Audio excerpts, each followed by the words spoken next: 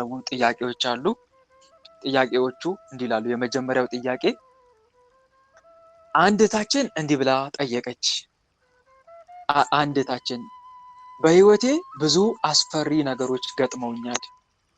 እሺ፣ ብዙ አስፈሪ ነገሮች ገጥመውኛል። ለምሳሌ የያዝኩት ነገር ድንገት ይበተንብኛል። በቃ የሆነ ነገር ይዤ ይበተናል። አሁንም ተለወጥኩ ስል ድንገት ይበተንብኛል። በህይወቴ ለውጥ የለኝም። ከባህሪ ጀምሮ ለውጥ የለኝም። ወንድሜ በእንደዚህ አይነት ነገር እየተቸገርኩ ነውና ምን ላድርግ የሚል ጥያቄ ነው። እህታችን እንግዲህ ያው እንደምናየው ከጥያቄው እንደተረዳሁት ይሄ ችግር የብዙዎቻችን ችግር ነው። በጣም ብዙዎቻችን ህይወታችን እንደዚህ አይነት ህይወት ውስጥ ገብቷል። ባጭሩ የሆነ ነገር ተሳካልኝ ብለን ጫፍ ከደረስን በኋላ ያ ነገር በጣም በሚያሳዝን ሁኔታ ብልሽቱ ይወጣል። በቃ ደረስኩ፣ ሁሉም ነገር ተሳካልኝ ስንል እንደገና መልሶ ምንም በማናውቀው ሁኔታ ይፈራረስብናል። እና ይሄ ከምን አንጻር ነው? ሌላም ደግሞ የባህሪ ለውጥም አለብኝ፣ ከባህሪም ጀምሮ ችግር አለብኝ የሚል ጥያቄ ነው። እስቲ ይህንን አስፍተን እናውራው፣ እስቲ እንነጋገርበት። ይሄ ነገር እንዴት ነው? ከምን አንጻር ነው ህይወት እንደዚህ ምንም ጨለማ የምትሆንብን? ከምን አንጻር ነው የሚለውን እንመልከት። ከዚህ በፊት ነግሬያቸዋለሁ። መናፍስት ወደ ህይወታችን የሚገቡት በአራት መንገዶች ናቸው ብዬ ሰፋ አድርጌ ነግሬያቸዋለሁ። አንደኛ በዛር አብሮ በመወለድ፣ ሁለተኛ በመተት መልክ ይመጣል ብያቸዋለሁ። በመተት መልክ ማለት የሰው ጠላቱ ሰው ነው አይደለ? የሰው ጠላቱ ሰው ነው። የሰው መድኃኒቱ ሰው እንደተባለ ሁሉ የሰው ጠላቱም እንደዛው ሰው ነው። አጋንንትም ደግሞ ሰውን ከሚፈታተንበት አንዱ ትልቁ መሳሪያ አድርጎ ያዘው ሰውን ለማጥቃት ሰውን ነው መሳሪያ አድርጎ ያዘው። ባይገርማችሁ ሰውን ለማጥቃት ሰውን መሳሪያ አድርጎ ይዞታል። ለሱ የተመቹትን ሰዎች እነሱ ላይ ይቀመጥና እነሱን በሌሎች ሰዎች ላይ በክፋት እንዲነሳሱ፣ አንድም ደግሞ እነኛ ሰዎች ከነሱ የተሻለ ህይወት እንደሚኖሩ እያሳሰበ መተት እንዲመትቱ ያደርጋል ማለት ነው። በእንደዚህ አይነት አማካኝነት በመተት መልኩ አጋንንት ይፈታተናል። ሶስተኛ ደግሞ በቅናት መልክ ይመጣል። ቅናት ማለት ለምሳሌ አጋንንቱ እኛ ጋር መልካም ነገር ካለ፣ ለምሳሌ ጥሩ ነገር ካለ፣ በተለይ የተወደስንበት ነገር ካለ፣ አሁን ለምሳሌ በትምህርቱ የት ይደርሳል ተብሎ ከተነገረለት አጋንንቱ ቆይ ይህን ሰው ብሎ ሜዳ ላይ ለማስቀረት በቅናት መልክ ይገባል። እንደ አይነት ጥላ መንፈስ ማለት ነው። ሰው ሲያጨበጭብልህ ሰይጣን ደግሞ ይቀናብሃል፣ ቀንቶ ይገባል ማለት ነው። ባጭሩ በቅናት መልክ ቡዳ ሆኖ ይመጣል ልላችሁ ፈልጌ ነው። ሶስተኛ በምን መልኩ ሊገባ ይችላል ከተባለ አራተኛ በራሳችን ኃጢአት፣ ዕለት ዕለት የምንሰራው ኃጢአት አጋንንትን ማሳደጊያ ነው። ባጭሩ አጋንንትን እኛ ላይ ማሰልጠኛ ነገር ነው፣ ተግባር ነው። ስለዚህ ይሄ ለእነሱ ግብር ስለሆነ በምንሰራው ኃጢአት ይገባል፣ ህይወታችን ያጨልምብናል ማለት ነው። ስለዚህ በእነኚህ በአራት መንገድ አጋንንት ወደ ህይወታችን ይገባል፣ ህይወታችን የማጨላለም ስራ ይሰራል። አንደኛ በምን መልኩ አልኳችሁ? አንደኛ በምን መልኩ ይገባል? በዛር። ሁለተኛስ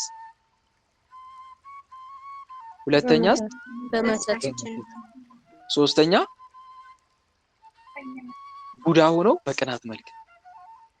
ቡዳ ሆኖ በቅናት አራተኛ በራሳችን ኃጢአት አጋንንት ይመጣል፣ ወደ ህይወታችን ይገባል። ከዛ በኋላ ይፈታተናል ማለት ነው። ለዛ ነው ህይወትን እጠር የሚባለው፣ ህይወታችሁን እጠሩ የሚባለው ለዛ ነው። ህይወታችሁን በስጋው ደግሞ እጠሩት፣ ህይወታችሁን በንስሐ እጠሩት። በንስሐና በስጋው ደግሞ ካላጠራችሁት በእነኚህ በአራት አቅጣጫ አጋንንት መጥቶ ህይወታችን ምስቅልቅሉን ነው የሚያወጣው። ምስቅልቅሉን ከሚኖሩት በታች ከሞቱት በላይ አድርጎ ነው የሚያኖረን።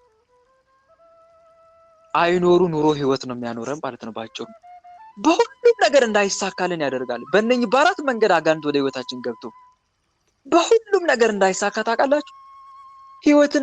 ህይወትን ያጨልምብሃል፣ አይገልጸውም። ያጨልምብሃል። በተለይ ደግሞ ክርስቲያን ከሆንክ አሕዛብን አይፈትንም ማለት እኮ አይደለም፣ ይፈትናል አሕዛብን። ክርስቲያን ከሆንክ ደግሞ በተለይ ይፈትናል፣ አጥብቆ ነው። ለምን? ምክንያቱም ተስፋ አለክ። የምን ተስፋ? በሰማያት የመንግስተ ሰማይ በትክክል ይሄ ተስፋ ስላለህ በተለይ ክርስቲያን ኮንክ ጥርሱን ነው የሚነክስብህ። ጥርሱን ይነክስብሃል። እንደው ከቻለ አማሮ ከሃይማኖት ሪሙቭ ማድረግ ይፈልጋል። ከዚህ ከተስፋ ካለክ ብቸኛ ተስፋ ሊያወጣክ ይፈልጋል። እንደውም በዚህ የተፈተኑ ሰዎች አሉ። 2 ክርስቲያኖች ነበሩ። አጋንንት በምን ፈተናቸው መሰላችሁ? በረሃብ ፈተናቸው። በረሃብ በችግርነት ያጡ የነጡ ድሆች አደረጋቸው። ያጡ የነጡ ምንም የሌላቸው በቃ ተቸገሩና አንደኛው ክርስቲያን ምን አለው መሰላችሁ? አንደኛው ወንድሜ እና እስቲ እዚህ አይሁዳዊ ጋር ሄደን ሰራተኛ አድርጎ ቢቀጥረን እንኳን አለው። ይሄ ነገር በግብፅ ሀገር ነው የተፈጸመው። ታሪኩም እውነተኛ ታሪክ ነው። እና እስቲ ወንድሜ ስንክሳር ላይ ተጽፏል በነገራችን ላይ ታሪክ። እና እስቲ ወንድሜ እዚህ አይሁዳዊ ጋር ሄደን ለምን ተቀጥረን አናገለግልም አለ። ለምን እንዲረዳን አንጠይቀውም አለ። እስቲ እንሂድ እሺ ተባባሉና ሲሄዱ እኛ ክርስቲያኖች ነን እና ተረበናል፣ እንደዚህ ሰራተኛም እንኳን አድርገን ቅጠረናል። ሀብታም ነው አይሁዳዊ። እናንተ ክርስቲያኖች ናችሁ፣ እኔ አይሁዳዊ ነኝ፣ በእምነት አንመሳሰልም፣ ስለዚህ ልረዳችሁ አልችልም አላቸው። ከዛ በኋላ እንደረዳችሁ ከፈለጋችሁ አይሁዳዊ ሁኑ አላቸው። አይሁዳዊ ሁኑ። ከዛ አንደኛው ክርስቲያን ሃይማኖቴንማ የጨፈለገ ቢሆን አልክድም አለ። እንዴ ለምን በረሃብ ድብን አልላትም? ሃይማኖቴንማ አልክድም፣ ማዕተቤን አልበጥስም በጭራሽ አለ። ከዛ አንደኛው ግን ምን አለ መስላችሁ? ምን እኔ ሃይማኖቴ ምን ያደርግልኛል? ይሄ ምን ለራሴ ልሞት ነው? ከረሃብ ያላደነኝ ሃይማኖት ደግሞ ሃይማኖት ነው እንዴ አለ። ሰማችሁ አይደል? ከምን ያላደነኝ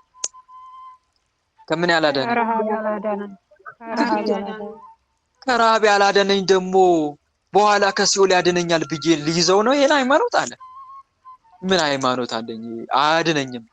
እንደው እውነተኛ ሃይማኖት እንደውም የአይሁዳውያን ሃይማኖት ነው። ይሄው አይሁዳዊው መቼ እንትን ተራበ?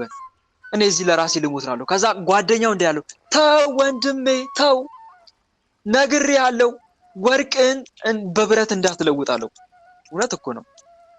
ወርቅን በመዳብ እንደመለወጥ እኮ ነው። ተው ወንድሜ፣ እግዚአብሔር አምላክ እነኝን ሰዎች እንዲቸገሩ ያላደረጋቸው ተስፋቸው በዚች ምድር ላይ ስለሆነ ነው። እኛ ግን ሀገራችን በሰማይ ነው። እዚህ ተቸግረን እዛ እንድንደሰት ነው።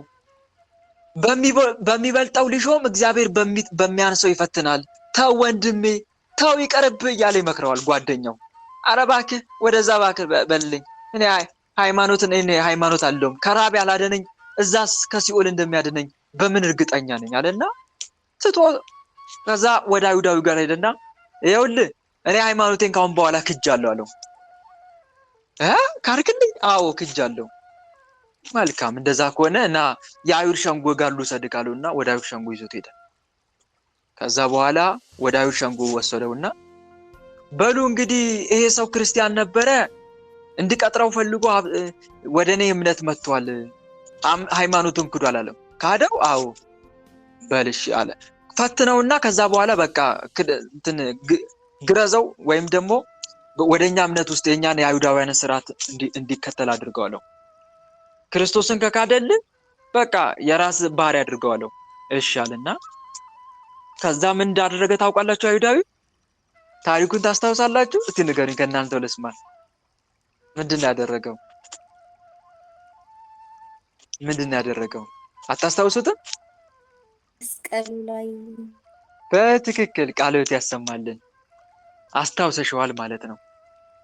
እና መስቀል የሆነ በመስቀል ምልክት አመሳቀልና መስቀሉ ላይ ስዕል አድኖ የክርስቶስን እንደተሰቀለ ሆኖ የተሳለ ስዕል አድኖ አለ። እሱን አደረገ። ከዛ በኋላ ጦር ሰጠውና ክርስቶስ ሆይ ወጋውክ እያልክ ስዕሉ ላይ ተፋበት። በጣም ይከብዳል። እንዲህ አይነት ኃጢአት ነው እያሰራ ያለው ሰይጣን። ተመልከቱ፣ ከክደቱ አካካዱ የሚባለው ይሄ ነው። እንግዲህ ከሞቱ አሟሟቱ እንደሚባለው እኛም ደግሞ ይሄንን ከክደቱ አካካዱ እንበለው እና ክርስቶስ ሆይ ወጋውክ እያለ ምራቁን ይተፋበታል። ምኑ ላይ? ስዕሉ ላይ። የዚህን ሰዓት የእውነት ትኩስ ደም ፈሰሰ። አስተዋይ ከመስቀሉ ላይ ከስዕሉና ከመስቀሉ ላይ ትኩስ ደም ነው የፈሰሰው። የዚህን ሰዓት አይሁዳዊ ደነገጠ እንዲህ አይነት ነገር ሲመለከት። ከዛ በኋላ ያ ክርስቶስ ሆይ ወጋው እያለ የወጋው ክርስቲያን እዛው እንደ ድንጋይ ደርቆ ቀረ። ከምድራዊውም ከሰማያዊውም ሕይወት አጣ፣ ደርቆ እንደ ድንጋይ ቀረ። ከዛ በኋላ አይሁዳዊ ደንግጦ የግብፁን ሊቀ ጳጳስ አስጠርቶ እና እስቲ ተመልከት እውነተኛ ደም ፈሰሰ ብሎ አይቶት፣ ከዛ በኋላ አይሁዳዊው አመነ፣ በክርስቶስ አምላክነት አመነ። እዛ ይህንን ታምሩ ላይ ያዩ አይሁዳውያን በሙሉ ተሰብስበው ክርስቲያኖች ሆኑ፣ ተጠመቁ። ሊቀ ጳጳሱ ደሙን ሁሉ በማሰሮ ሰብስቦ ክርስቲያኖችን ቀባቸው፣ ፈወሳቸው፣ ለበረከት ቀድሶበት ቤተ መቅደስ አስገብቶ ደሙን ቀድሶ በዛ ደም አቆረባቸው ለማለት እፈልጋለሁ። እና ምን ለማለት ፈልጌ ነው? ተመልከቱ፣ ሰይጣን በችግር ይፈትነናል። ለምን? ሃይማኖታችን ለቀን እንድንወጣ ለማለት ፈልጌ ነው ይህን ታሪክ ያመጣሁላችሁ። ክርስቲያኑን አጥብቆ ይፈትነዋል። ለምን? ተማሮ ከሃይማኖቱ ለቆ እንዲወጣ ማለት ነው።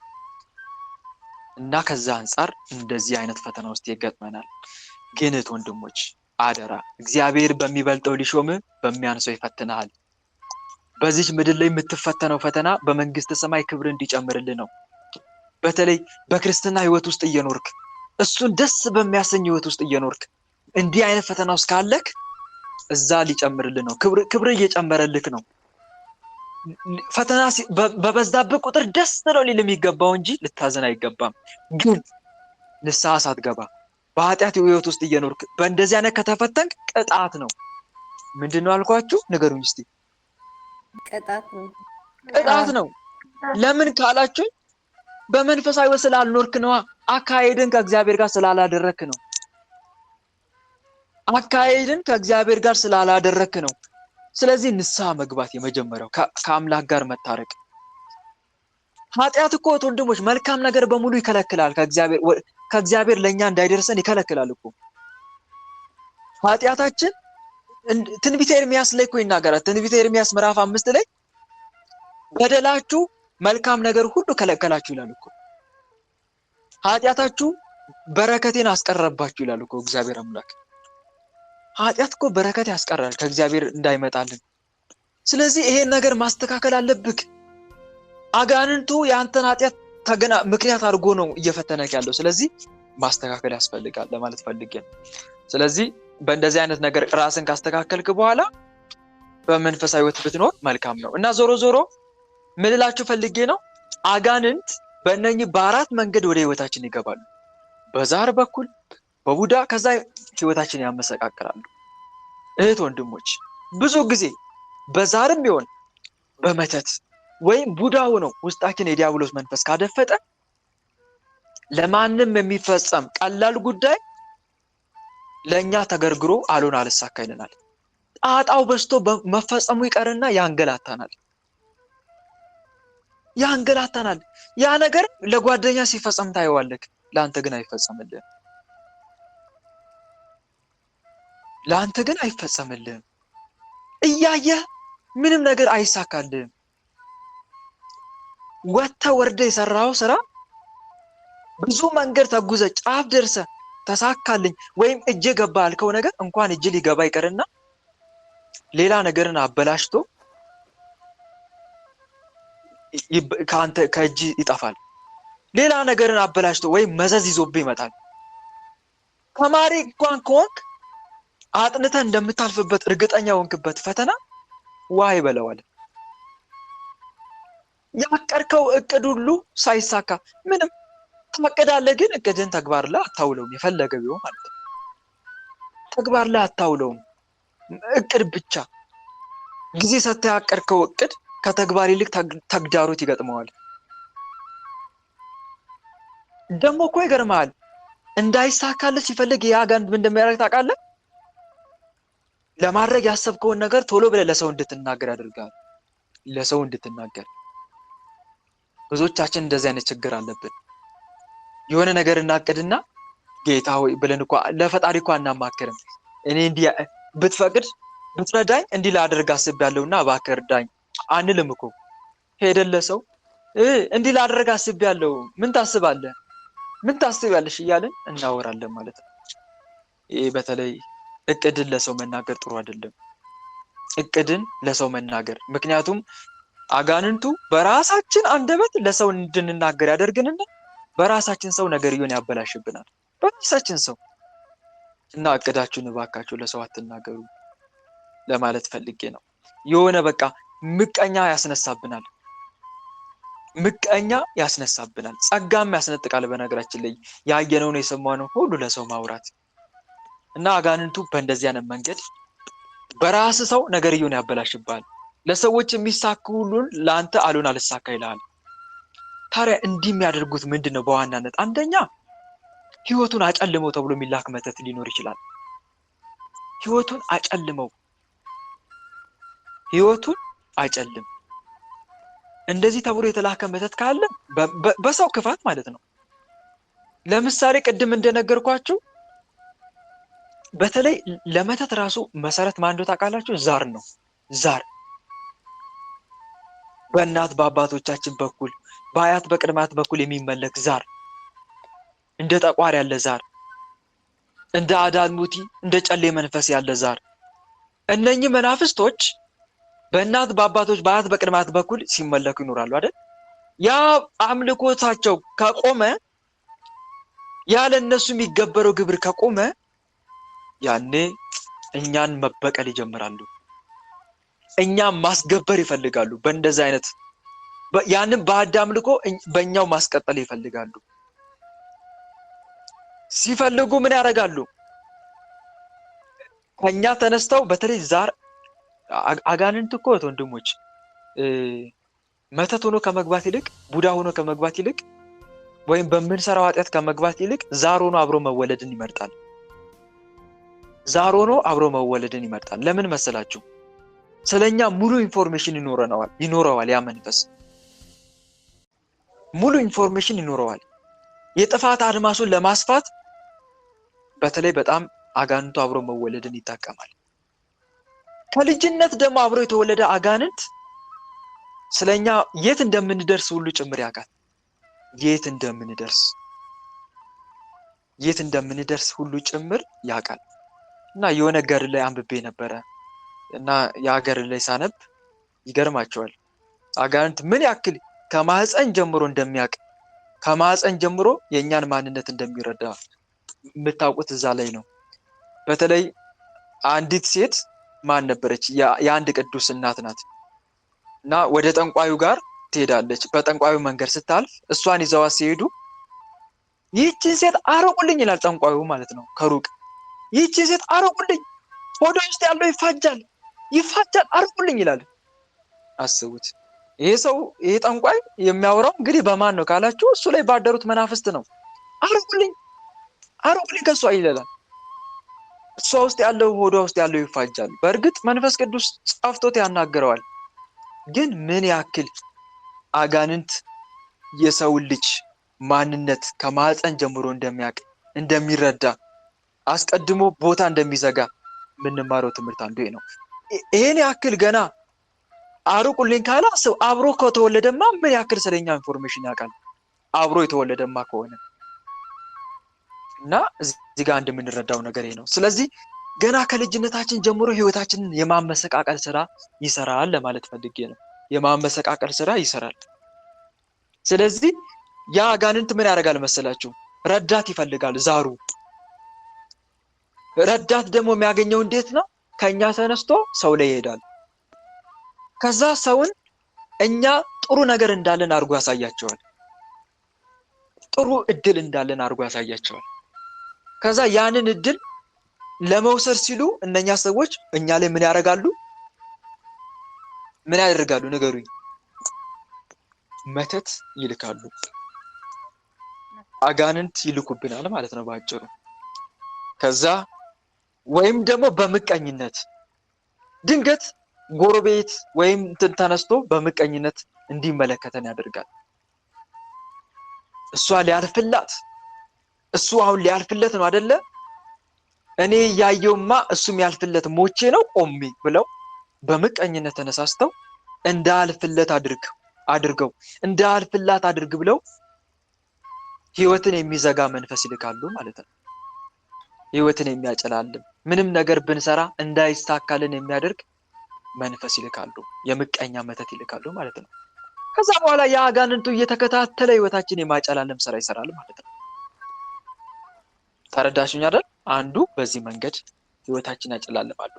በተለይ ወንድሞች፣ ሌላው ቅናት ሆኖ ደግሞ የሚገባ መንፈስ አለ። ቡዳ ለምሳሌ አይነ ጥላ ገና ካደግን በኋላ ነው ደግሞ ይሄ መንፈስ የኛ ማንነት ነው። ካደገ በኋላ ምን ይላል? ለምሳሌ እኛ የሚጨበጨብልን ጎበዝ ተብለ የሚደነቅልን ከሆነ አጋንንቱ ሰው ላይ ይሆንና በምቀኝነት አይን ያየናል። ታዲያ የት ይደርሳል ተብሎ ከተተነበየልን አንተ ደግሞ ሜዳ ላይ ቀርተ እንድትቀር ያደርጋል ማለት ነው። ለዛ ነው ብዙዎች የት ይደርሳል ተብለው የተተነበየላቸው የተነገረላቸው በዚህ አያያዟማ ወደፊት ዶክተር ነው የምትሆነው ተብላ የተነገረላት፣ በዚህ በትምህርት አያያዙ በዚህ ታታሪነቱማ ወደፊት በጣም ትልቅ ደረጃ ይደርሳል ተብሎ የተተነበየለት ዛሬ ሜዳ ላይ ነው የቀረው። እስቲ ጥያቄ ልጠይቃችሁ እህት ወንድሞች፣ ከልጅነታችሁ ጀምሮ በተለይ አረብ ሀገር ያላችሁ ስደት ወጣለሁ ብላችሁ ያሰባችሁበት ጊዜ አለ? ንገሩኝ እስቲ። እንደዛ ብላችሁ አስባችሁ አቅዳችኋል? በልጅነታችሁ? የለም አላሰብንም ወንድማችን። አላሰባችሁም? ተመልከቱ፣ ድሮ ያሰብነው ያቀድነው እቅድ እግዚአብሔር ይገስጽን። ድሮ ያቀድነው እቅድና አሁን የምንኖረው ህይወት በጭራሽ አይገናኝም። ታዲያ ማን ነው የሚያመሰቃቅለው ህይወታችንን? ለምንድን ነው ድሮ ሳይደግ እንዲህ ነው? ትምህርት ቤት ያኔ ቃል ስንገባ አስተማሪ ሲጠይቀን ትዝ ይላችኋል? ምንድን ነው መሆን የምፈልገው? እኔ ወደፊት ዶክተር ነው መሆን የምፈልገው እንላለን። የልብ ዶክተር ነው መሆን የምፈልገው፣ ሐኪም መሆን ነው የምፈልገው፣ እንዲህ ፓይለት መሆን ነው የምፈልገው። እስቲ አሁን እየሆነ ያለው ነው ህይወት ምንድን ነው? የአጋንንት ጥርሱን ይነክሳል። ያኔ እቅዳችን ይሰማል እኮ አብሮ እሱ። ከዛ መስሎሻል ይላል፣ መስሎዋል፣ ያንን የምታገኝ ይመስላል ይልና ገና ከልጅነታችን ህልማችንን እዛው ሜዳ ላይ ለማስቀረት ደፋ ቀና ይላል ማለት ነው። ምቀኛ ያስነሳብናል። ከዛ በኋላ ብን ብለህ እንድጠፋ ያደርጋል ስደት ማለት ነው። ከዛ ወይ የአብር አንክርት መንፈስ ሊያስልክባል ማለት ነው ባጭሩ። ወይም ደግሞ በቃ አይምሮን ድፈነው የሚል መተት ይላካል። ትምህርት እንዳይሳካለት አድርግ ብሎ የሚል መተት ይላካል። ከዛ አይምሮሽ ይዘጋል። የፈለገ ብታጠኚ ፈተናው ምንም አይሳካም። ትምህርት መማር ያስጠላሻል። ድንገት ትምህርት መማር ያስጠላል። እንዲህ አይነት ህይወት ውስጥ እንገባለን ማለት ነው። ለዛ ነው የብዙዎቻችን ህይወት የጨለመው። የብዙዎቻችን ህይወት የጨለመው ከዛ አንጻር ነው። ከዛ ይገባል፣ ህይወታችንን ያመሰቃቀላል። ታዲያ ህይወታችንን ለማመሰቃቀል ግን አጋንንቱ አንድ ነገር ይጠነቀቃል። አንድ ነገር ይጠነቀቃል። ምንድነው ካላችሁ፣ መንፈሳዊ ህይወት፣ መንፈሳዊ ህይወታችንን ማበላሸት። እንዴት? እንዳንጸልይ ያደርገናል፣ እንዳንሰግድ ያደርገናል፣ ከቤተ እግዚአብሔር ያርቀናል። ከቤተ እግዚአብሔር ደግሞ እኮ የሚያርቀን በሲስተም ነው እኮ። ደግሞ ሲስተም እኮ ደግሞ አለው ባይገርማችሁ። እንዴት በሉኝ። ከቤተ ክርስቲያን እንዴት እንደሚያርቅ ታውቃለህ? ለምሳሌ ሰንበት ተማሪ ነሽ እንበል። ድሮ በሰንበት ትምህርት ቤት ታገለግያለሽ፣ ቤተ ክርስቲያን ትሳለማለህ። ቄሱ ወይም ዲያቆኑ የሆነ ኃጢአት ሲሰራ ያሳያል፣ ያልተገባ ንግግር ሲያደርግ ያሳያል። ከዛ በኋላ እንዲህ አይነት ነገር ስታይ ውይ ለካ ቤተክርስቲያን እንዲህ ነው፣ ሃይማኖታችን እንዲህ ነው ትልና ቤተክርስቲያን ለቀህ ትወጣለህ። በማን ምክንያት? ካህኑ የሆነ ሲሳሳት አይተህ ሊሆን ይችላል፣ ዲያቆኑ ሲሳሳት።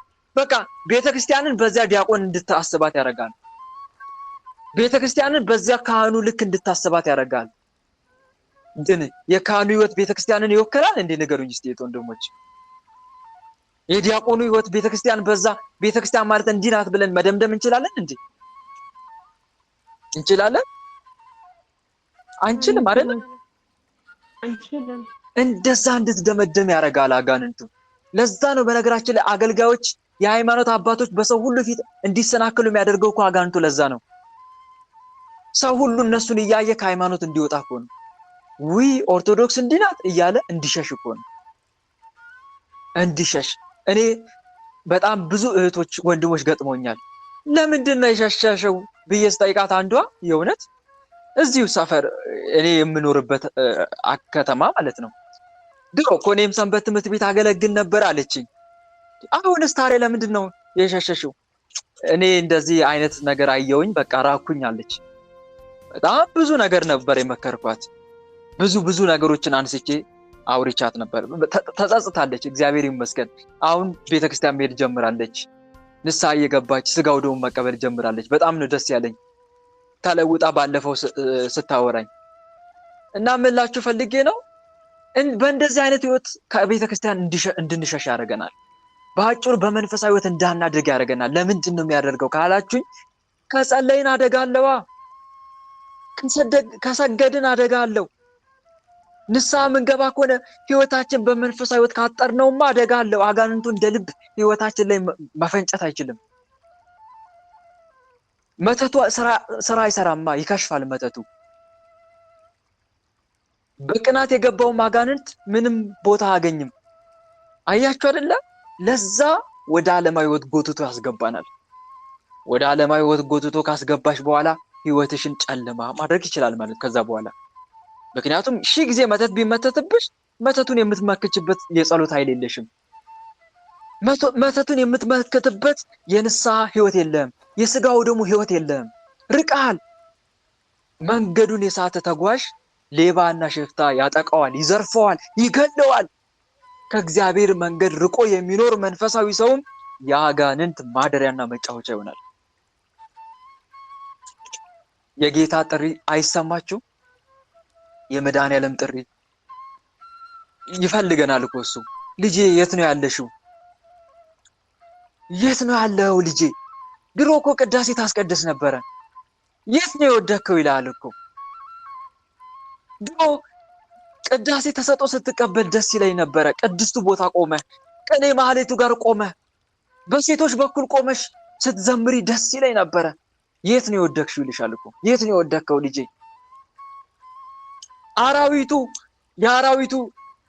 አራዊት የተሰባሰበበት ቦታ ላይ ወድቃልን? አራዊት ስላችሁ አጋንንት ነው። የአጋንንት ማደሪያና መጫወቻ እዛ ላይ ወድቃል። ተነስ ልጄ የት ነው ያለው እያለ ይፈልጋል። የት ነው ያለ ነው? ለዛ ነው ህይወታችን ምስቅልቅሉ የሚወጣው። አይኖሩን ኑሮ የምንኖረው ለዛ ነው። ከስጋው ደግሞ የራቀ ህይወት እንደዛ ነው። ከጸሎት ህይወት የራቀ ህይወት እንዲህ ነው። ዓለም በዘፈኗ አሳስቃ ወስዳናለች፣ በዝሙቷ ወስዳናለች። ታዲያ እንዴት ህይወታችን አይመሰቃቀል? እንዴት ህይወታችን አይበላሽ? እንዴት አይኖሩ ኑሮ አንኑር? ለዛ ነው እህቴ ይህን ጥያቄ ጠየቅሽኝ። ያ መጀመሪያ እንደው አሁን በመንፈሳዊ ወደ መንፈሳዊ ህይወት መተሽ ሊሆን ይችላል። ነገር ግን አንቺ ወደ መንፈሳዊ ህይወት ብትመጪ እንኳን እነኛ መናፍስቶች ግን ውስጥ አሉ። ለመበቀል ይፈልጋሉ፣ መበቀል ይፈልጋሉ። ስለዚህ ምን እናደርግ? ንስሐ እንግባ፣ ስጋው ደግሞ እንቀበል፣ በመንፈሳዊ ህይወት እንኑር። ጌታ ሆይ የጠፋው ልጅ መጥቻለሁ ተቀበለኝ። ልጅ ልባል አይገባኝም። ያ ልጅ የጠፋው ልጅ አስታወሳችሁት? በመጽሐፍ ቅዱስ ላይ የተጻፈው ያ ልጅ ገንዘቡን የጨረሰ ልጅ፣ ያ ከአባቱ የራቀ ልጅ፣ ያ አባቱ ናፍቆት ከሩቁ ልጄ እያለ ሮጦ አንገቱ ላይ የተጠመጠመው አስታወሳችሁት? ያጠፋው ልጅ እኔና እናንተ እኮ ነን። ይሄ ልጅ ጠፍቶ ነበረ፣ በሉ ሰውነቱን እጠቡት፣ አዲስ ልብስ አልብሱት የተባለለት ያ ልጅ ከአባቱ ርቆ ቢርበው እሪያዎች የሚመገቡትን አሰር ለመመገብ የተመኘ እኔና እናንተ እኮ ነን። እና አስቡት ወንድሞች፣ እንደ ጠፋው ልጅ መሆን አለብን እኛም። ጌታ ሆይ ገንዘቤን ጨርሻለሁ። ገንዘባችን ምን ታውቃላችሁ? ጊዜ እኮ ነው። ጊዜ፣ የማይመለሰው ጊዜ። ጊዜያችንን ጨረስና የወጣትነት ዘመናችንን በዘፈን አሳለፍን። የወጣትነት ዘመናችንን በዝሙት በመዳራት በኃጢአት ህይወት አሳለፍን። ጊዜ ማለት እኮ እሱ ነው። አባቴ ሆይ የሰጠኝን ጊዜ ጨረስኩ፣ ገንዘቤን አባከንኩት፣ ከእንግዲህ ልጅ ልባል አይገባኝም፣ እንደው ባሪያ እንኳን አድርገህ ብትቀበለኝ ወደ አንተ መጥቻለሁ፣ ተቀበለኝ ብለን አንገታችን ደፍተን ወደ መድኃኒዓለም መመለስ አለብን። እና እህት ወንድሞች እንደዛ ማድረግ፣ እህት አለምዬ እንደዛ ማድረግ አለብሽ። ከዛሬ ያለፈው ህይወት ይበቃል። ላለፈ ክረምት ቤት አይሰራም። ምን የሚባል አባባል አለ? ጅምርን ወደ ኋላ ተመልሰ ማስተካከል አትችልም፣ ነገር ግን ከጀመርክበት ካለህበት ተነስተ መጨረሻውን መቀየር ትችላለህ ይባላል። ልክ አይደለም? ንገሩኝ እስቲ። እንደዚህ የሚባል አባባል ጅምርን ወደ ኋላ ተመልሰ ማስተካከል አትችልም፣ ነገር ግን ካለህበት ተነስተ መጨረሻውን መቀየር ትችላለህ። ትክክል ነው? ትክክል አይደለም? ትክክል ነው አይደለም? ስለዚህ ካለሽበት ተነስተሽ ንስሐ ገብተሽ በመንፈሳዊ ህይወት እየኖርሽ የጌታን ስጋና ደም እየተቀበልሽ ህይወትሽን ሁሉ ማስተካከል ትችላለሽ። ህይወትሽን አሳልፈ ስጪው። ብቻሽን አትታገይ ብለሻል። ጥያቄው ላይ እለፋለሁ ግን ምንም አይሳካም። ምናልባት ብቻሽን እየታገልሽ እንዳይሆን። እንዲህ ብሏል እሱ፣ ያለኔ ምንም ልታደርጉ አትችሉም ብሏል። ዮሐንስ ወንጌል ምዕራፍ 15 ቁጥር 5 ላይ እኮ ያለኔ ምንም ልታደርጉ አትችሉም ብሏል። በእኔ የሚኖር እኔም በእርሱ እርሱ ብዙ ፍሬ ያፈራል ይላል። ምናልባት ያለ መድኃኒዓለም ብቻሽን እየታገልሽ እንዳይሆን። እንደዛ ከሆነ አጋንንቱ ያፈርስብሻል። ብትገነቢው መልሶ ያፈርስብሻል። ያስኩኝ አገኘው ስትይ መልሶ ከእጅሽ የሚመነተፈው ለዛ ነው። እስቲ ንጉሱን ጥሪው፣ ባራኪውን ጥሪው፣ ወደ ህይወትሽ አስገቢው። ያለ ንስሐና ያለ መንፈሳዊ ህይወት እየኖርን ትዳር ሲኦል፣ ስራ ባርነት፣ ህይወት የቀን ጨለማ ሲሆንብን ልንረዳው የሚገባው ነገር ይሄ ሁሉ የሆነብን ጥሩ የትዳር አጋር ስላላገኘን፣ ጥሩ ስራ ስላላገኘን፣ እድል ፊቷን ስላዞረችብን ሳይሆን ለስኬታችን ለደስታችን ምክንያት የሆነውን እግዚአብሔርን ወደ ህይወታችን ስላላስገባ ነው። በሱም ምትክ የህይወታችን ጸር የሆነውን ዲያብሎስን በህይወታችን ስላለገስ ነው። ስለዚህ ህይወታችንን እናስተካክለው። ወደ ህይወቴ ግባ እንበለው። የመድኃኒዓለምን እናት እመብርሃንን እመቤቴ ወይ ግቢ በበረከት ወደ ህይወቴ እንበላት። ትባርክንላለች። በዶኪማስ ሰርግ የተገኘሽ እናቱ እመቤቴ ድንግል ማርያም እባክሽን የእኔም የወይን ጠጄ አልቋል፣ የወይን ጠጄ ጎዶሎ ሆኗል፣ ማሰሮዬ ባዶ ሆኗል፣ እባክሽን ልጅሽን ጥሪው፣ ለልጅሽ አሳስብልኝ፣ ባዶ የሆነውን ጋኖችን የህይወቴን ጋኖች እንዲሞላ እባክሽ ልጅሽን አሳስብልኝ በያት፣ ተማጸኛት። ከዛ እናቱ እመቤታችን ድንግል ማርያም ለልጅሽ ለልጇ ታሳስብልሻለች። እንደዚህ ትልልሻለች፣ ልጄ ሆይ ወይኑ እኮ አልቆባታል፣ ህይወቷ እኮ መሮባታል፣ ልጄ ሆይ ህይወቷን አጣፍጥላት ትልልሻለች። ልጄ ሆይ ልጅ ተቸግራለች፣ ብትሰራ እጇ ላይ ጠባልል ብሎላታል፣ እባክህ ህይወቷን ባርክላት። በዶኪማስ ሰርግ የተገኘ ልጄ እባክህን በልጄ ህይወት ላይም ተገኝላት ብላ ትማጸንልሻለች። ያኔ ህይወትሽን ታስተካክለዋለች። ቸሩ መድኃኒዓለም ህይወትሽን በበረከት ይጎበኘዋል። እና ይሄን አድርጊ። ምናልባት አልጨበጥ የሚል ከሆነ ደግሞ በቃ የሆነ ትሰራላችሁ በረከት የሚባል ነገር ከሌለ ደግሞ ምናልባት ጥያቄሽ ትንሽ በቃ ጀነራል የሆነ ጥያቄ ነው። በምን እንደምትቸገሪ የሆነ ክሊር የሆነ ጥያቄ አይደለም። እንዳላብራራው በዛ ለማለት ፈልጌ ነው። እና ምናልባት በረከት በማጣት ከሆነ በረከት በማጣት ገንዘብ አልያዝ ከሆነ ይሄ ነገር አንደኛ አስራት በኩራት ምናልባት ማውጣትሽና ለማውጣትሽን ቼክ አድርጊ። አስራት በኩራት ታውጫለሽ፣ ይሄንን ነገር ቼክ ማድረግ ያስፈልጋል። በበረከት ስራ እግዚአብሔር እንዲባርክልን ካለን ነገር ትንሽ ቀንሰን በረከት ስራ እንስራ። እህት ወንድሞች፣ በረከት ስራ ስንሰራ ቀሪውን ይባርክልናል እሱ አምላካችን። ካለን ነገር ቀንሰን የምንሰጠው የበረከት ስራ የምንሰራ እኮ ለምን መሰላችሁ? ያለንን እንዲባርክልን እኮ ነው። አስራት በኩራት የምናወጣው እኮ ቀሪውን እንዲባርክልን ነው። ቀሪው ይባረካል። ስለዚህ ይሄን ብታደርጊ መልካም ነው። ሌላው ደግሞ ንብረትሽን በሙሉ በቃ የሆነ ያጠፋብሽ ነገር እጅሽ ላይ ማይቀመጥ ከሆነ በቃ እንደዛ ከሆነ መልካ ቅዱስ ሩፋኤል ንብረት ጠባቂ ነው። ቅዱስ ሩፋኤል የቅዱስ ሩፋኤልን መልክ መጸለይ፣ ቅዱስ ሩፋኤል ንብረቴን ጠብቅ እያልሽ መማፀን ያስፈልጋል ማለት ነው። እና በዚህ መንገድ መናፍስቶችን መዋጋት ግን እግዚአብሔርን ወደ ህይወትሽ እንዲገባ ጥሪው። ብቻሽን አትታገይ። ሱባኤ ግቢ። ህይወትሽን በማስመልከት ሱባኤ ግቢ፣ ህይወትሽን እንዲያስተካክልልሽ እና በዚህ መንገድ በመጠየቅ ህይወትን ማስተካከል ይቻላል ማለት ነው። እና ግን ቅዱስ ቁርባንን በተለይ ቅዱስ ቁርባን በርዕስ መቀበል ምንኛ ጥቅም እንዳለው ወንድሞች፣ ምንኛ ጥቅም እንዳለው ባወቃችሁ። በጣም ጥቅም አለው። ሰላም ካጣችሁ ሰላምን ፍለጋ ብትቆርቡ እውነት ሰላም ይመለስላችኋል። ሰላም እያሳሰባችሁ ቅዱስ ቁርባን ብትቀበሉ፣ ብቻ ያጣችሁትን ነገር እያሳሰባችሁ ቅዱስ ቁርባን ስትቀበሉ ያ ነገር ይስተካከላል። ህይወታችሁ ምስቅልቅል ካለ ህይወቴ እንዲስተካከልልኝ ብላችሁ ቅዱስ ቁርባን ስትቀበሉ የእውነት ህይወት ይስተካከላል። የሆነ ነገር በቃ እንዲደረግላችሁ ብላችሁ ቅዱስ ቁርባን ስትቀበሉ ያ ነገር እንዲስተካከል ያንን ነገር እያሳሰባችሁ፣ በትዳር ህይወት እንኳን ትዳራችሁ ምስቅልቅል ካለ ትዳራችሁ እንዲያስተካክልላችሁ ብላችሁ ይሄን እያሳሰባችሁ የምትቆርቡ ከሆነ የእውነት ትዳር ሰላም ይመጣል። በህይወታችሁ ታዩታላችሁ ይሄንን። እና ቅዱስ ቁርባን በርዕስ መቀበል በጣም እጅግ ወሳኝነት አለው። በጣም ትልቅ ስራ ይሰራል ለማለት ፈልጌ ነው። እና ይሄም ሱባኤ መግባት፣ ቅዱስ ቁርባን በርዕስ መቀበል፣ በርዕስ ጸሎት ማድረግ፣ ሌላው ደግሞ ስግደት የሚባል የስግደት ህይወት ይኑረን። ጸሎት እኮ በመናፍስት ጋር ያልነቁም ምዕመናን ይጸልያሉ አይደለም እንዴ? ይጸልያሉ፣ ግን የስግደት ህይወት የለም እኛ ጋር።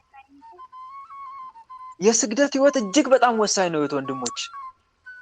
ስግደት በተለይ ማታ ቀጥቅጠ ሰግደተኛ ቀጥቅጠ ሰግደ ስል ስግደትን በልብ አድርገ ሰግደተኛ። በተለይ ደግሞ ያለበት የሰገድክበት ቦታ መተኛት በጣም ወሳኝ ነገር ነው። ላበላብ እስከምትሆን ድረስ ሰግደ፣ ጠዋትም ደግሞ ወደ ስራ ከመሄድ በፊት በደንብ አድርገ ሰግደ ወደ ስራ መውጣት። ስትሰግድ ራሱ በርዕስ ጌታ ሆይ ይሄን ህይወቴን ታስተካክልኝ ዘንድ አምላክ ሆይ ነው በፊት ይህንን የአምልኮ ስግደት አቀርባለሁ እያልክ መስገድ። ዝም ብሎ መስገድ ሳይሆን ርዕስ እየሰጠክ መስገድ። እንደዚህ እያደረግን በተለይ የስግደት ህይወት ብዙዎቻችን ጋር የለም። ስግደት ስትሰግድ ነው ብዙ ነገር ለውጥ እያየ የምታመጣው። እና ይሄን ብናደርግ ህይወታችን በሙሉ ይስተካከላል የሚል እምነት አለኝ። ይስተካከላልም ደግሞ በብዙ ምዕመናን ወንድሞች ህይወታቸው ለውጥ ያዩበት ህይወት ስለሆነ ማለት ነው። እና ይሄን ይመስላል። እዚህ ጋር ላብቃ ትምህርቴን። ጥያቄና መልሱ ያው አንድ ጥያቄና መልስ ነው። ሰፋ አድርጌ ያብራራሁት ለምን መሰላችሁ? የብዙዎቻችን ችግር ይሄ ስለሆነ ነው። የብዙዎቻችን ችግር ይሄ ስለሆነ እህታችንም ጀነራሊ ጠቅለል አድርጋ የጠየቀችው ጥያቄ ስለሆነ ከዛ አንፃር ነው አብራርቼ ስመልስ የነበረው። እንደ እግዚአብሔር መልካም ፍቃድ ሌላ ጊዜ ነገ እንቀጥላለን መርሐ ግብራችንን። ለዛሬው እዚህ ጋር ይብቃን። በዚህ መልኩ ያስተማረን የመከረን የገሰጸን አምላካችን ልዑል እግዚአብሔር በእውነት ስሙ ከአጽናፍ እስከ አጽናፍ ለዘላለም የተመሰገነ ይሁን፣ አሜን። የነገው መርሐ ግብራችን የእመቤታችን ተአምር ነው። እሺ፣ የእመቤታችን ተአምር የዕለቱ ወንጌል እና ስንክሳር ነው። ሁላችሁም በጊዜ ተገኙ። የእመቤታችን ተአምር መስማት ቀላል እንዳይመስላችሁ። እመቤታችን ተአምሯን የሚሰሙ ወንዶችንም ሴቶችንም ሁሉንም እንደምትባርካቸው መቅድም ተአምረ ማርያም ላይ ሰምታችኋል እንግዲህ። ስለዚህ የእመቤታችን ተአምር ለመስማት ሁላችንም ልንሰባሰብ ይገባል ማለት ነው። ለዛሬው እዚህ ጋር ይብቃን። በዚህ መልኩ ያስተማረን የመከረን የገሰጸን አምላካችን ልዑል እግዚአብሔር በእውነት ስሙ ከአጽናፍ እስከ አጽናፍ ለዘላለም የተመሰገነ ይሁን። እኛም በሰማነው ቃል በተማርነው ትምህርት 30፣ 60፣ 100 የምናፈራ አድርገን የስሙ ቀዳሽ የመንግስቱ ወራሽ ለመሆን ያብቃን። ወስብሐት ለእግዚአብሔር ወለወላዲቱ ድንግል ወለመስቀሉ ክቡር። ይቆየን። ሁላችንም ለጸሎት እንነሳ። በልዑል እግዚአብሔር ፊት መቆማችን እናስተውል። መላ ሰውነታችንን በትምህርተ መስቀል 3 ጊዜ እናማትብ። በስመ አብ ወወልድ ወመንፈስ ቅዱስ አሐዱ አምላክ አሜን። በስመ አብ ወወልድ ወመንፈስ ቅዱስ አሐዱ አምላክ አሜን። በስመ አብ ወወልድ ወመንፈስ ቅዱስ አሐዱ አምላክ። ቅዱስ እግዚአብሔር፣ ቅዱስ ኃያል፣ ቅዱስ ሕያው፣ ቅዱስ ኤልሻዳይ፣ ቅዱስ አዶናይ፣ ቅዱስ ጸባዖት፣ ቅዱስ ያህዌ፣ ቅዱስ ኢየሱስ፣ ቅዱስ ክርስቶስ፣ ቅዱስ አማኑኤል። አቤቱ ሰማይና ምድርን የፈጠርክ ጌታ፣ የሚታየውን የማይታየውን ዓለም የመሰረት ቅድመ ዓለም የነበርክ አሁንም ያለ ዓለምንም አሳልፈ የምትኖር የዓለም አዳኝ የዓለም መድኃኒት መድኃኔ ዓለም ኢየሱስ ክርስቶስ እንደ ኃጢአታችን እንደ በደላችን ብዛት ሳትመለከተን እንደ ምሕረትህ እንደ ቸርነትህ ብዛት ተመልክተህ መርሐ ግብራችንን በሰላም አስጀምረህ በሰላም ያስፈጸምከን ለዚህ ሰዓትም ያደረስከን እናመሰግንሃለን። ምስጋና ይሁን ለአብ፣ ምስጋና ይሁን ለወልድ፣ ምስጋና ይሁን ለመንፈስ ቅዱስ ዛሬም ዘወትርም ለዘላለሙ አሜን። ምስጋና ይሁን ለአብ፣ ምስጋና ይሁን ለወልድ፣ ምስጋና ይሁን ለመንፈስ ቅዱስ ዛሬም ዘወትርም ለዘላለሙ አሜን። ምስጋና ይሁን ለአብ፣ ምስጋና ይሁን ለወልድ፣ ምስጋና ይሁን ለመንፈስ ቅዱስ ዛሬም ዘወትርም ለዘላለሙ አሜን።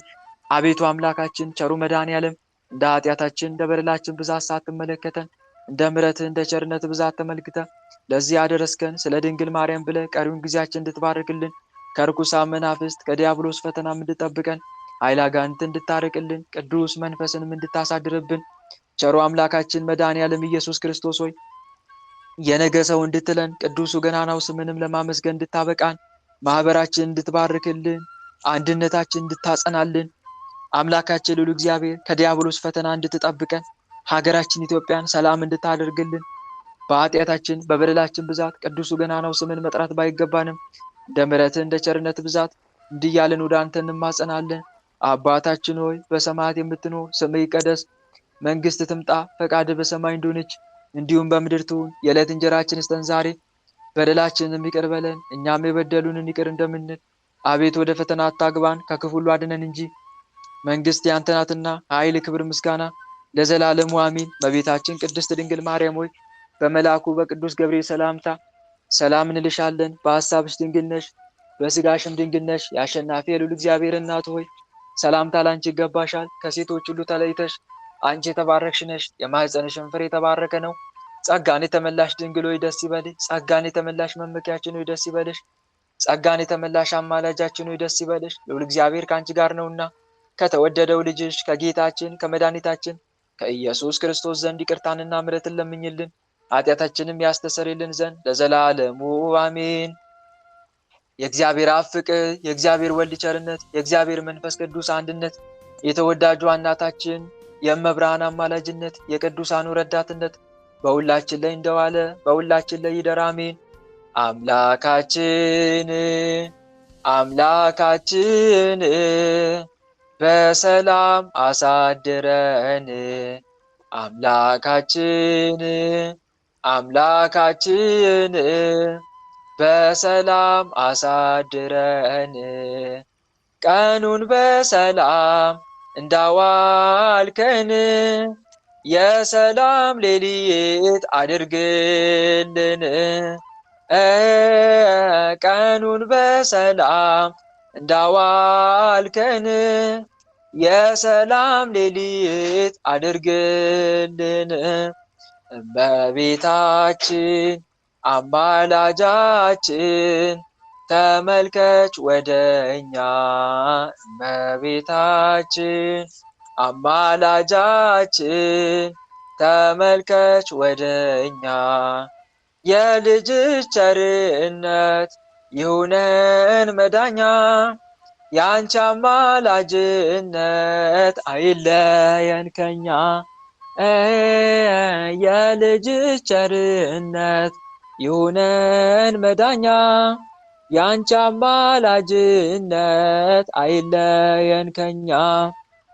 ጸጋ ነሳይነ ወሕይወተ ረከብነ በኃይለ መስቀሉ ለኢየሱስ ክርስቶስ ኪያከ እግዚኦ ነአኩት ነሲያነ ጸጋ ዘእመንፈስ ቅዱስ። የፍቅር ባለቤት የሰላም ንጉሥ ሰላማዊ ኢየሱስ ክርስቶስ ሆይ ሰላምን ስጠን፣ ሰላምን ማጽናልን። ኃጢአታችንም ይቅር በለን በሰላም ሄደን ወደ የቤታችን ገባ ዘንድ የበቃን አድርገን ለዘላለሙ አሜን። እትዎ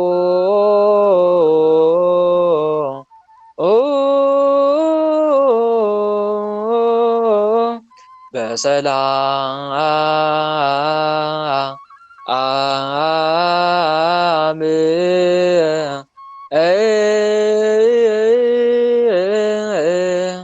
እሾህ ሳይወጋችሁ እንቅፋት ሳይመታችሁ በሰላም ወደ የቤታችሁ አግባችሁ አሚን።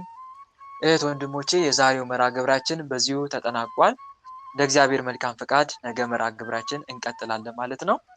ማሳሰቢያ ያለኝ ማሳሰቢያ ነገ 25 ሚያዝያ 25 እንደመሆኑ ታላቁ ሰማዕት ሊቀ ሰማዕት ታላቁ ሰማዕት ቅዱስ መርቆሬዎስ ወራዊ መታሰቢያ ክብረ በዓሉ ነው። ቅድም ስንክሳሩ እንደሰማችሁት። ስለዚህ የሊቀ ሰማዕት የታላቁን ሰማዕት የቅዱስ መርቆሬዎስን መልኩንና ገድሉን እየጸለይን በጸሎት እንድንማጸን ያስፈልጋል። አባታችን አቡነ አቢብም ናቸው።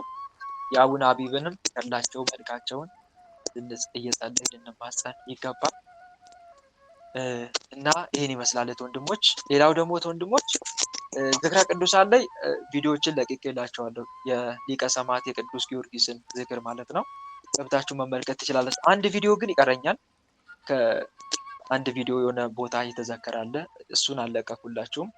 እሱ በኔትወርክ ምክንያት እስካሁን አዘግይተውብኛል። ሲያመጡት እሱን ለቅላችኋለሁ። ሌላ ደግሞ ወንድሞቼ ከዚህ በኋላ ዝክር ያለው መቼ ነው?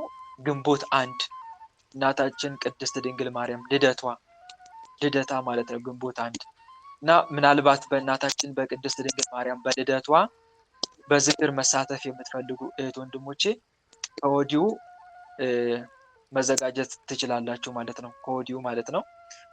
በነገራችን ላይ ደርሷል። 5 ቀን ብቻ ነው የቀረው። ግንቦት 1 ማለት 5 ቀን ነው። የዛሬ 5 ቀን ማለት ነው። ስለዚህ ቀርቧል። ስለዚህ ምናልባት በዚህ ዝክር መሳተፍ የምትፈልጉት ወንድሞቼ መሳተፍ እንደምትችሉ ለማስታወስ ያክል ነው ማለት ነው። ሌላውን ግንቦት ወር ሲደርስ ወይም ደግሞ ከመድረሱ በፊት እለቅላችኋለሁ። በግንቦት ወር የሚዘከሩትን ቅዱሳን ማለት ነው። ይህን ይመስላል። ይሄን ላሳስባችሁ ፈልጌ ነው። በተረፈ በእኔ በኩል ያለውን ጨርሻለሁ። ነገ እንገናኝ። እግዚአብሔር አምላክ የነገ ሰው ይበለን። ሰላም ያሳድረን። መልካም አዳር። ደህና እደሩ። አሜን።